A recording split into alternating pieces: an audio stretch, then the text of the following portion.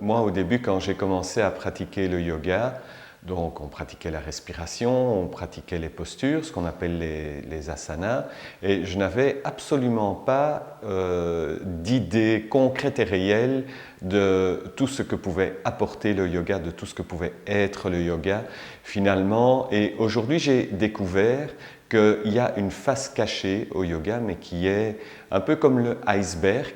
On a la partie qui émerge de l'eau, et puis on a toute la face cachée qui est immense et qui est sous l'eau. Et finalement, c'est cette partie-là que j'ai découvert et qui m'a vraiment bousculé parce que c'est presque Indiana Jones pour aller jusque-là. Parce qu'effectivement, faire des postures dans un centre de fitness, c'est très bien.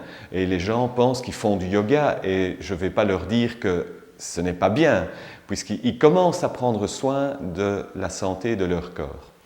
Mais au fil du temps, quand on va un petit peu plus loin et qu'on veut approfondir la chose, c'est à ce moment-là qu'on se rend compte que le yoga, ce n'est pas des asanas, c'est toute une philosophie. Ce n'est pas quelque chose qu'on fait 1 heure, 2 heures par semaine, c'est quelque chose qui tend à être pratiqué 24 heures sur 24.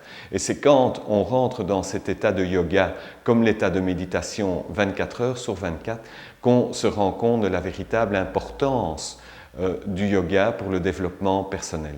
J'aime pas beaucoup le terme de développement personnel, mais ici c'est vraiment ça, c'est du développement personnel, on se découvre, et je dirais même que cette face cachée du yoga, à partir du moment où vous vous y intéressez, va vous permettre, un peu comme une clé, elle va vous permettre d'ouvrir la porte de vos talents.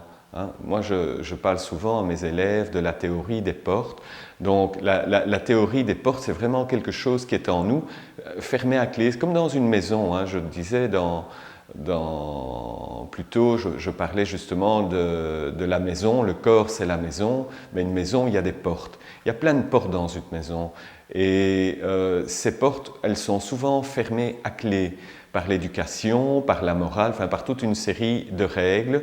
Et mon idée à moi, par la pratique du yoga, c'est d'aller trouver quelques clés pour aller ouvrir quelques portes et aérer cette maison et peut-être faire découvrir les talents qui sommeillent en vous. Si vous avez envie de chanter, de danser, d'écrire, de faire de l'humour, laissez-vous aller, laissez-vous aller. Alors moi au début, le terme enseignant ou professeur ne me convient pas trop. Je n'aime pas trop ce mot-là parce qu'il rentre dans un cadre de règles. Et les règles, ce sont les hommes qui les ont inventées et pas la nature. Donc moi j'aime bien, j'ai souvent utilisé le mot partageur de moments. Et moi j'ai envie de partager toute cette expérience que j'acquiers au fil des jours et au fil du temps, au fil de mes découvertes.